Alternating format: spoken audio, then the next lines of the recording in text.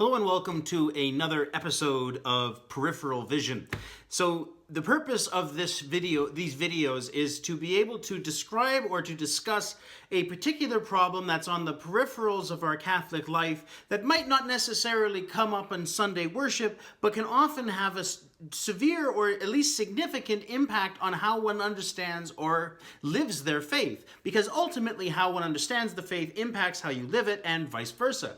And so as a little homework assignment, I asked the coordinator of our youth group to ask some of our youth, what are some important questions about the faith that have bothered you or at least you think about for quite some time? And I had them ask these questions anonymously, and I wanted to bring them up on this particular series of videos because it's not only important to be able to address the questions of the young, true, but it also has a side benefit. If you are not a teenager and you're listening to the questions that our young people pose, then we understand how important it is for us to grapple with these questions. Because they might one day ask them of us, or they might watch how we behave and intuit what we believe as a result.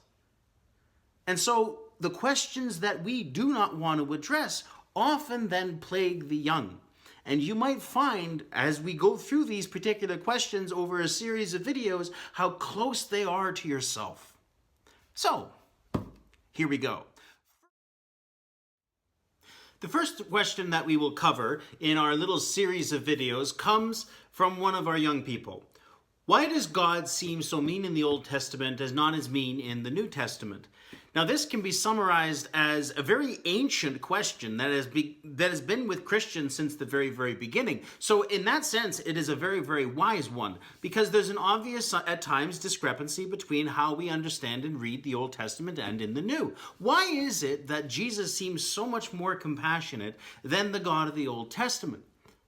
But here's the, in a sense, other question that might be posed. What makes us think that Jesus is always so nice? One of those things that is apparent sometimes when you read the New Testament is that Jesus, although kind and compassionate, also has, and I mean this lightly, a mean streak of his own. The Pharisees and scribes didn't like him very much because he was mean to them. He was unabashedly mean to them. He put them in their place. He would call them, I don't want to say call them names, but call them things that were less than complimentary. And even then, Jesus would then also engage in some behaviors that some of us would go, what? Now, most notably, when he'd go inside the temple and he saw the money changers, he flips their tables and expresses his frustration. Similarly, when he points out the things that really matter to him, he can actually be just as frustrated. When he says, if anyone keeps one of these little children from me, it'd be better for them to have a millstone hung around their neck and thrown in the middle of the sea. And you got to say, oh, really? Okay, Jesus, you seem pretty intense. Not only that, one of my favorite parables and stories is when Jesus encounters a fig tree that does not bear fruit, and he curses the tree, and it withers and dies. So one of those things that can sometimes happen when you read the New Testament with a certain kind of, okay, I'll take it as it's being given to me, you encounter that Jesus is in fact much more tough than we sometimes give him credit for. We see Jesus in the statue sometimes in a church, and Jesus is like, oh, I love you. But the thing is that he loves you, but then, like a good father and a good friend, wants something from you. And so he's tough on us, but with compassion. Now, the sad thing is that where he's the toughest is where he considers the thing to be meaningful. He has pity on the tax collectors, the prostitutes, and the sinners, precisely because they're living a life that has no good at the end of it. It's one of those things that the person that does it doesn't deserve to be envied but pitied. And Jesus sees nothing redeemable in it. And so he wants to redeem the person. He loves them, because they're suffering needlessly and often hopelessly. Because a lot of the times when people engage in horrible behaviors, it's because they think there's no way out for them. There's no hope for them. Which is why Mary Magdalene is such an important figure, such a heroic figure. Because the moment that she's given the chance to hope, she grabs at it. And not at it, but him. And even when Jesus says to her, and this is also not nice, maybe could be perceived as mean, he says, don't hold on to me. I have not yet ascended to my Father. So he's always saying to his disciples, his closest friends, to those who are around him, a tough and challenging word that wants the best for them. And that is exactly what a loving person would do. We often have today a kind of view that if you're just nice to people, it works out. It's like, I don't want friends who are nice to me. I don't want friends who are nice to me. I want friends who are honest with me. That will tell me, hey, Dave, you're being a bit of a goof. Now, here's the thing. That relationship takes work. It takes work and challenge. You got to be willing to walk with people in that journey. And sometimes even to, go inside the mire with them. So Jesus, when he forgives the tax collector, the sinner, and me, he walks that long journey with me so that even when he says those hard words, I know he loves me and wants the best for me. Now that is what a good parent will do. They will discipline their child. They will expect things from them. And when you're a kid, as I was in my childhood, I remember thinking, why is my dad so tough? Because I had a lot of people that I knew whose parents were barely present in their life and didn't expect very much of them. They could fail classes, skip school, do whatever, and they wouldn't get in trouble. And not only that, they got all the best toys. Like I had a Sega Genesis, and it was pretty awesome. But I had a Sega Genesis for much of my childhood. And there were all these video game systems that were passing me by. Family couldn't afford it. Mom and Dad wouldn't buy it for me. And I had to be cunning and learn how to make friends with all these different people and play games with them. I'd do it with people I liked, but nonetheless, I had to be, strategic. Then when I'm visiting the guy's house, it's like, oh, okay, we've got one PlayStation or one. This is PlayStation 1, my friends. One PlayStation or one Dreamcast, because I was one of those guys, a Dreamcast guy, Genesis, right? And you had to learn how to play the political game, and all of that was probably because I did not have a system as at home. I probably wouldn't have wanted to make these friends had I not had those situations. Now, I was wrong. These are great guys. And so it was in fact actually because my parents didn't give me these things that I had certain benefits. But then the later realization kicked in. The greatest benefit was having good parents. A dad that would see me failing art class and go, something wrong here, buddy. Or when I'd get in trouble. And then he'd say, now you're going to be punished. I don't want to be punished. And then not only that, then they would see the punishment through, sometimes to their expense. I won't go into too many of those details, but it happened. So, the God of the New Testament and the God of the Old Testament is one and the same. But it's the people with whom he is working and the manner in which he has to work with them that changes. Now, in Christ, God can express his compassion because now he is making it abundantly clear that certain promises, certain hopes only lead in death. Only lead in death. Here's an example. All I want is a good family, a nice job, a clean and good home, and a peaceful life. Are those not reasonable desires? They're, in fact, beautiful and good things. And in fact, things that God vouchsafed to Israel with certain qualifications. God said, yes, I want to give you a home. Yes, I want you to live long in the days that I have, in the land that I have given your ancestors. Yes, I want to give you all of these things. Here's the flip side, my friends. You must be conscientious for those who are in your borders. Oh, by the way, if you want to live peacefully, that means that you also will have neighbors who will want to live peacefully themselves. And what happens when they start encroaching on your land? Or what happens when you start encroaching on their land? Or to use a very simple example, you want to have a nice job that lasts in perpetuity. Well, what happens when you and somebody else want the same job? You know what happens. You fight. And the sad thing is, and every parent knows this, every kid knows this, when you want something, usually it means that someone else has it, and now there's a fight. Just like when me and my friends all wanted to play video games on the exact same video game system, there was a tension and a pecking order. And sometimes the more popular of the guys would wind up being able to play more regularly. And we had to determine amongst ourselves what would be the rules of the game. But ultimately, when you're going on a thing that is scarce, you will always have to fight over a limited resource. And so God promises Israel long life. But he also tells them you're still going to die. You're still subject to death. You still will have neighbors that don't share your value.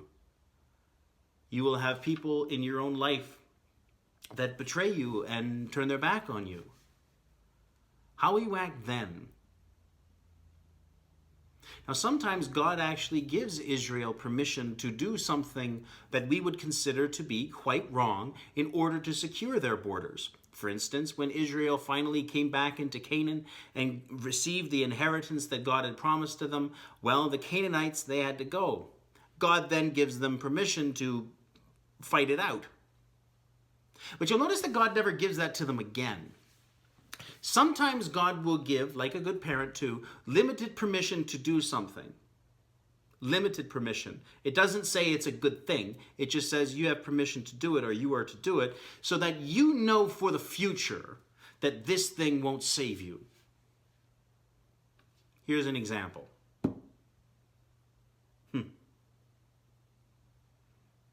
Mom, Dad, I want this thing.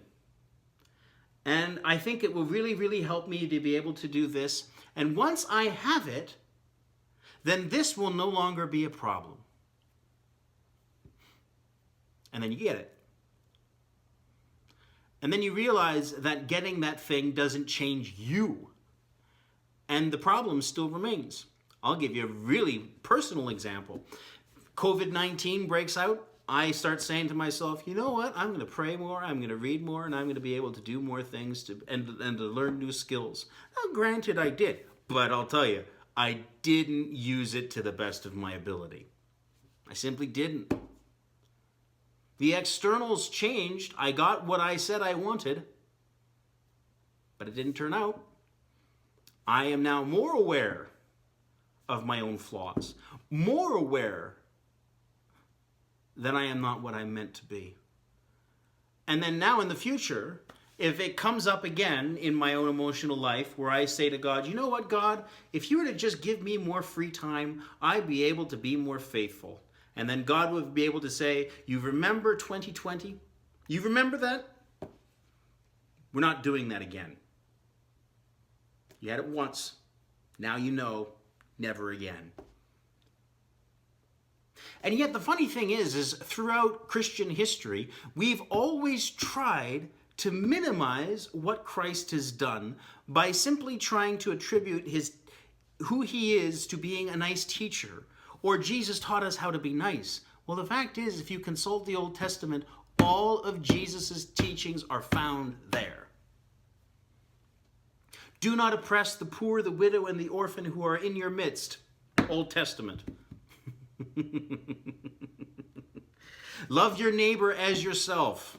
Old Testament. Forgive your enemies. Old Testament. You shall love the Lord your God with all your heart, soul, mind, and strength. Old Testament. Love your neighbor as yourself. Old Testament. Jesus himself says it. I have not come to abolish the old, but to fulfill. Not one stroke of a letter, not one stroke of a dot, not one iota from the law will be scratched away until all is fulfilled. It's not that the moral law changed, it's the landscape that changed. He forgives the tax collector and the sinner because the world failed them. He's angry at the scribes and the Pharisees because they are excluding people from the forgiveness that he is bringing. They're trying to keep their territory. And Jesus is saying, it's mine and my Father's, and we are giving it away. So Jesus has not stopped having the wrath of God. It just goes in different places. And so then that also should keep us awake and sober. That we must not use the love that God has given us in Christ as an excuse for bad behavior. Because the judgment of God is still there. Now that he has revealed himself as the lover of the poor and of the downtrodden and of the sinner,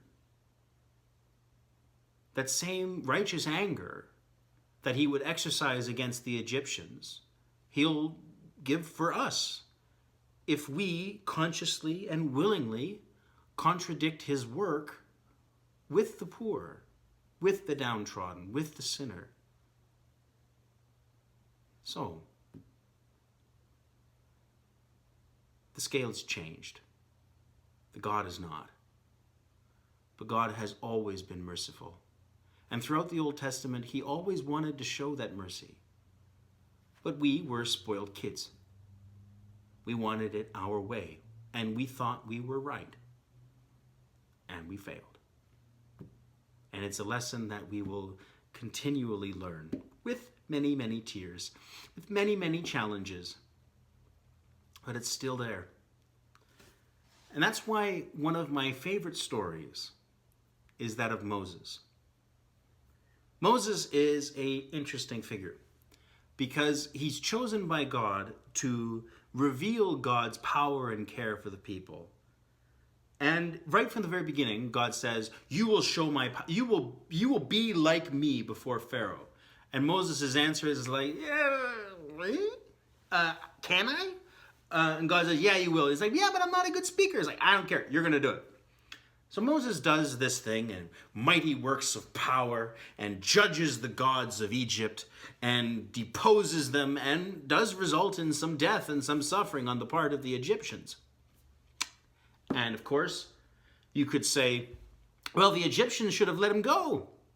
And then, of course, this is where the Old Testament is smarter and wiser than we would like. It says actually that God hardened Pharaoh's heart. He prevented Pharaoh from changing his mind. Why? Why would God do that? I don't know. Then after Moses finally gets the people out of Egypt and helps them cross the Red Sea, and then God gives them the law and the covenant, and Israel still resists God's care. There's a little moment when God says, let me alone, Moses, that I might destroy this people, this stiff-necked people, and of you I will make a great nation. And Moses says, no. Nah, you didn't go through all of this work, choosing a people, taking care of them, loving them, walking with them this whole way, to just have them die in the wilderness. And much less would you want the whole world to say that about you. No. Remember Abraham, remember Isaac, remember Jacob, your servants, and fulfill the plan that you gave. So God shows them mercy. And they continually have to wander in the wilderness, not because God doesn't want them to go to the promised land, but they have to earn it by understanding that it is God who guides. You know what I found out over these long years of my life, even though I'm only 37? And hopefully I'll learn more. Is that the angry God isn't God. He's me. All of my desires demand the destruction of my enemies. But if I want what Jesus wants,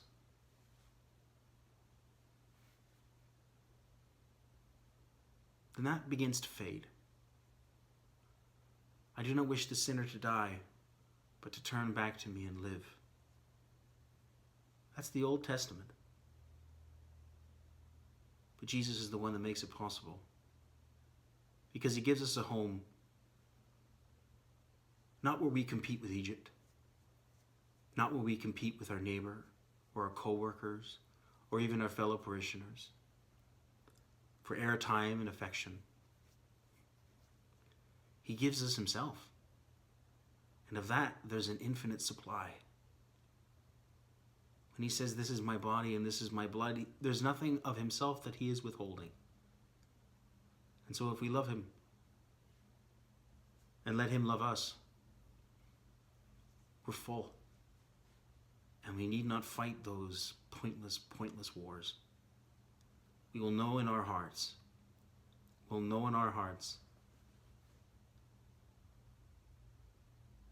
that we want his will to come on earth as it is in heaven, and to seek our daily bread, not given by kings and rulers, but by his own hand, his own body, given for you. See you soon.